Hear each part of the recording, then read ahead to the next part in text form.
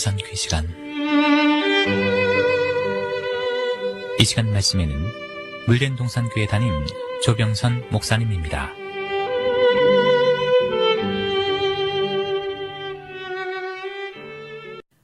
사도 바울은 하나님 자녀의 삶을 한마디로 달리기 경주와 같다 하십니다. 그러니 서성거리며 향방 없이 달리지 말고 목표 지점이 어딘지 정확히 알고 달려라. 간편한 복장이 제일이다. 1등을 목표로 삼아라 명령하십니다. 또한 우리의 신앙의 삶은 한마디로 권투시합과 같다 하십니다. 그러니 허공을 치면 내 힘이 소진된다. 목표물을 정확히 조준하여 치고 사단을 피하지 말고 대적하라 하셨습니다. 지난주에는 성경에 제시된 숫자의 의미와 6이란 숫자는 처음부터 짐승의 수, 사단의 수가 아니라 땅의 만수라는 사실을 제시해 드렸습니다. 그러므로 성경 안에서 이 세상 만수 6이 하나님 한 수를 만나면 전 인격적인 제7의 하늘 차원에 되는 것입니다.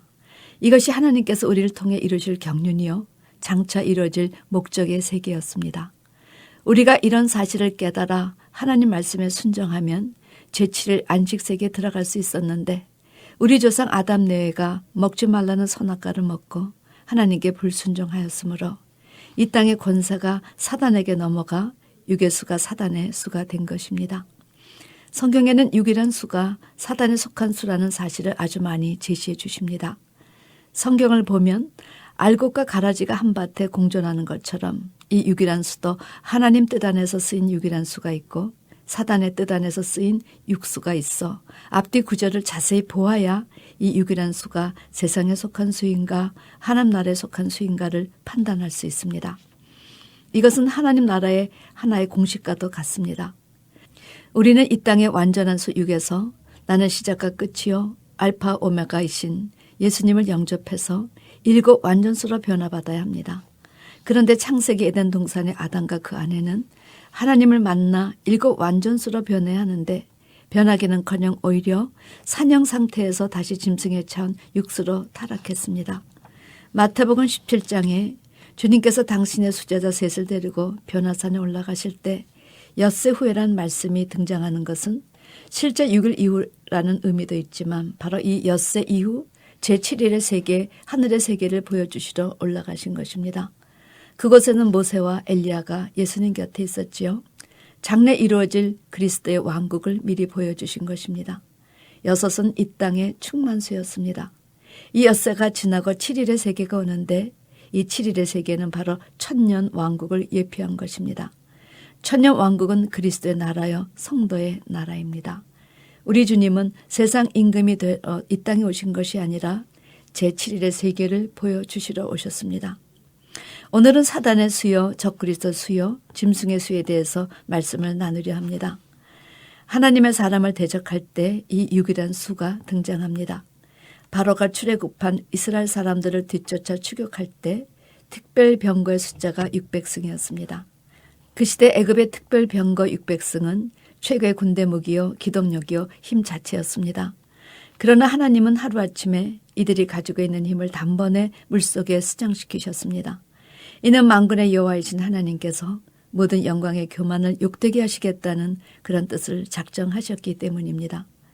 또한 이스라엘을 대적하는 골리앗의 신장이 6규빗이요 창의 무게가 600세겔이었습니다. 그러므로 골리앗이 두려워 아무도 나서지 못했을 때 어린 다윗이 당차게도 전쟁은 여호와께 속했다며 할례 받지 못한 내가 감히 누구간데 여호와의 이름을 모욕하느냐 그렇게 단신으로 나가 물매로 던져 이마에 박히게 하고 그의 칼로 골리앗의 목을 베물어 쾌거를 이루었습니다. 두 번째 하나님이나 하나님의 사람을 불순종할 때 수로 나타납니다. 이스라엘 백성이 출애굽하고 나서 하나님과 모세를 원망하고 불순종해서 광야에 죽은 20세 이상의 장정의 수가 60만 명이었습니다. 다윗을 대적했던 사울을 쫓던 무리의 수가 60명가량이라 제시됩니다. 사사기 18절 11절에 단 자손이 미혹되어 미가의 집에 있는 에봇과 드라빔과 새 신상 부어 만든 우상의 탐나 빼앗아 자신의 심으로 삼는데 이 인원이 600명이었습니다.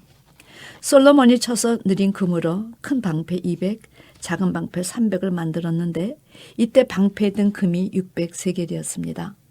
그런데 이 금방패를 르호보암 때 애굽 시삭에게 다 빼앗겨 버린 일이 발생했지요.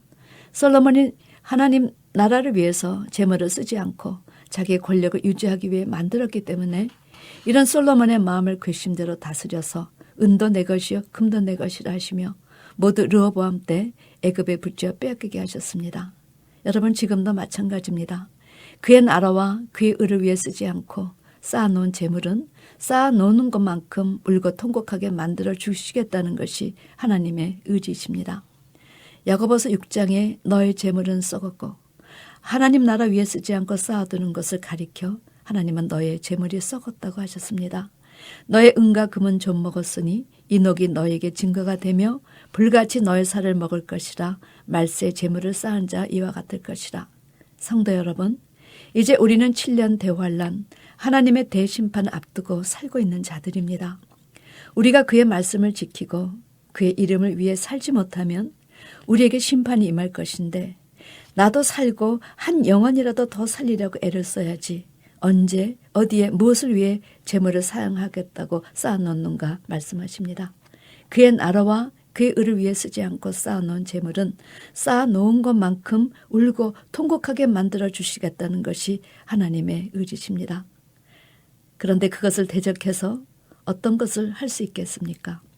이 세상에 존재하는 재물은 결코 갖고 갈 수도 없는 것이지만 죽기까지 쌓고 싶어하는 이 어리석은 마음 자체가 바로 선악과를 먹은 우리 인생의 폐악의 마음이라는 것이 성경의 증거이십니다.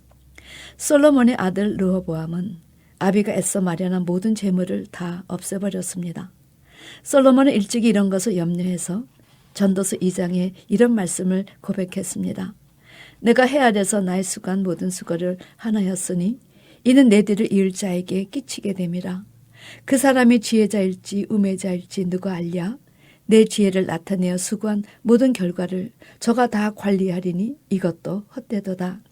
어떤 사람은 그 지혜와 지식과 재주를 써서 수고하여도 그 얻을 것을 수고하지 아니한 자에게 업으로 끼치리니 이것도 헛된 것이라 큰 해로다. 여러분, 그래서 깨달은 것은 사람이 먹고 마시며 수고하는 가운데서 심령으로 낙을 누리는 것보다 나은 것이 없다. 내가 이것도 본즉 하나님의 손에서 나온 것이로다. 먹고 죽어 하는 일에 승한 자 누가 나보다 승하랴? 그러나 헛되이 바람을 잡으려는 것이로다. 솔로몬이 그 당시는 깨닫지 못하다가 늙어가며 오직 하나님의 뜻을 알고 행하는 것이 우리가 알고 있는 최대 지식이요 업적이라 고백한 것입니다. 여러분, 이 솔로몬의 독백을 아멘으로 받으실 수 있겠습니까?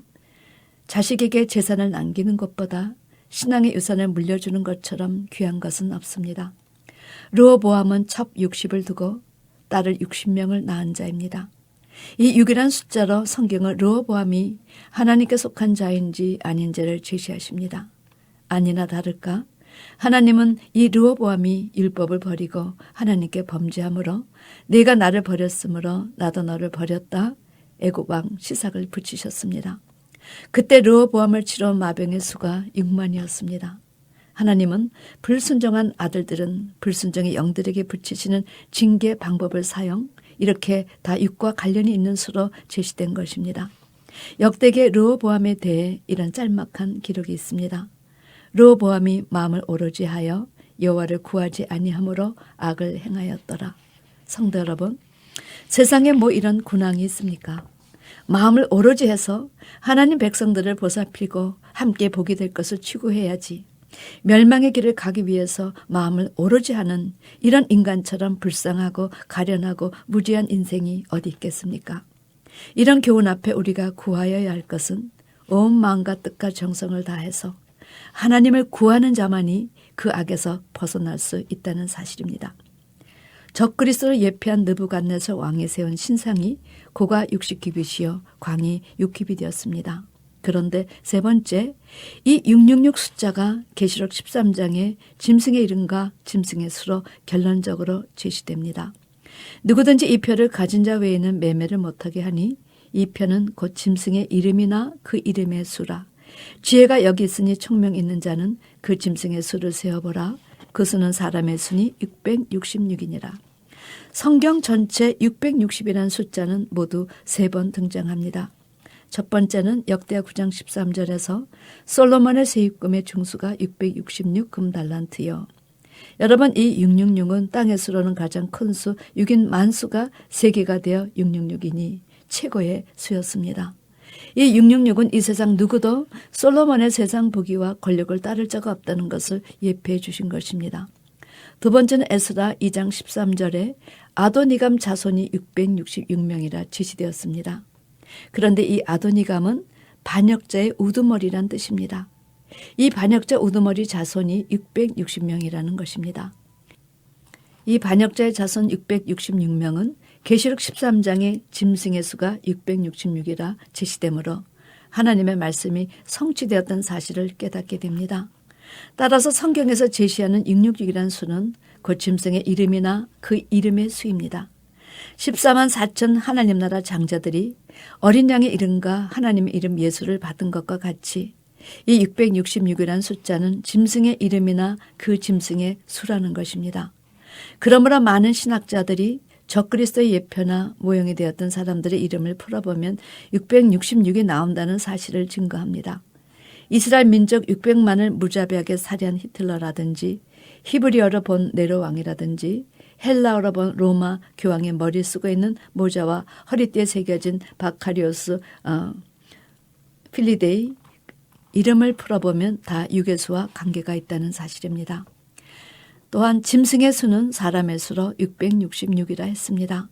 하나님이 당신을 신뢰하고 따르는 자들에게 인치시고 보증으로 성령을 우리 마음에 주시는 것 같이 사단도 사람이 자기의 소임을 나타내기 위해 하나님을 모방해서 무엇인가 육적인 표를 줄 것이란 점에서 영적 짐승의 표와 육적 짐승의 표를 우리가 다 알고 두 가지를 준비해야 합니다.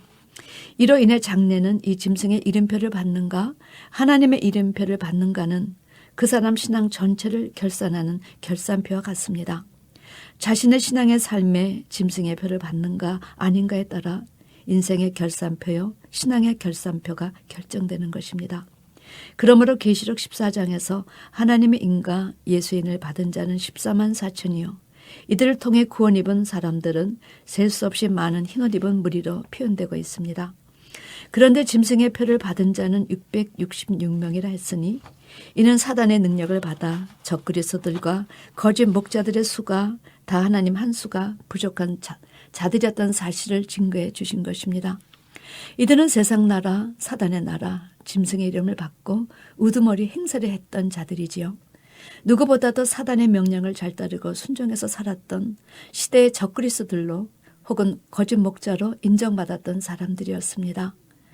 그러나 그들은 한결같이 하나님이 없었던 사람들이란 공통점을 666이란 수로 증거된 것이지요.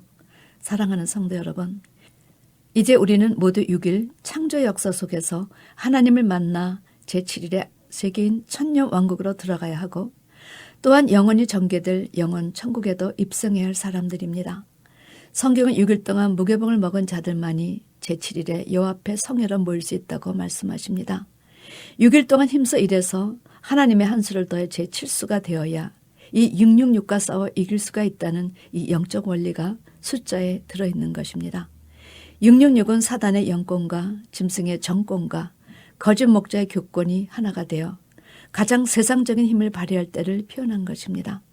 그러나 아무리 그 세력이 강한들 6은 땅의 수여, 6의 수여, 하늘 수인 7수에 대항할 수 없습니다. 무수히 많은 사람들이 이 짐승의 표를 받고 불과 유황못에 들어갈 것이라는 경고 앞에서 우리는 어떤 신앙의 삶을 살아야 하겠습니까? 사랑하는 성도 여러분, 666 짐승의 표는 적그리스도 사상과 뜻을 전수받은 사람들의 이름과 그 수입니다. 부디 땅의 수를 완전케 하셔 복 주시려는 하나님의 경륜을 깨달으시고 영적 바다가 아니라 영적 땅이 아니라 영적 하늘이 되시는 여러분이 되시기를 주님의 이름으로 축원합니다. 아멘.